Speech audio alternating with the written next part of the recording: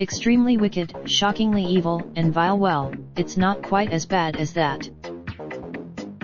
Extremely wicked, shockingly evil, and vile. Zac Efron as Ted Bundy. Film title: Extremely wicked, shockingly evil, and vile. Genre: crime. Running time: 110 minutes. First published Wednesday, May 1, 2019, 11:12. The makers of any film about the psychopath who murdered at least 30 American women in the mid-1970s will first need to persuade viewers that the work is in at least reasonable taste.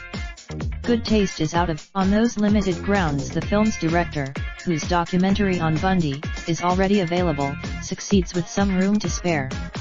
The picture shows, based on a memoir by Bundy's fiancée, shockingly evil is properly focused on the women he betrayed and deceived. The casting of Zac. The film is not nearly so imaginative or speculative, to be fair as the recent. There are few revelations. Michael Weir's script does, however, do a good job of conveying how such a psychopath can appear as an entirely different human to the people who meet him in everyday environments. If the film is to be, Efron has always been excellent as the most charming man in the room, and, very wisely, he allows few winks or nudges into his performance.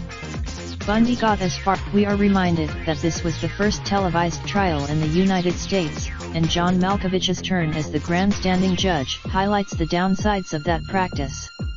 The unfortunate one is tempted to say the picture feels like high-end telly, and you can watch it on Sky Cinema from Friday, the day of its theatrical release. But David Fincher's near contemporary, hugely superior Mindhunter is right there. Opens on Friday, May 3rd. First published Wednesday, May 1, 2019, 11:12. Review it. Raindrop, drop top, top smoking, no cooking the hot bar. Fucking on your bitch, yeah, that.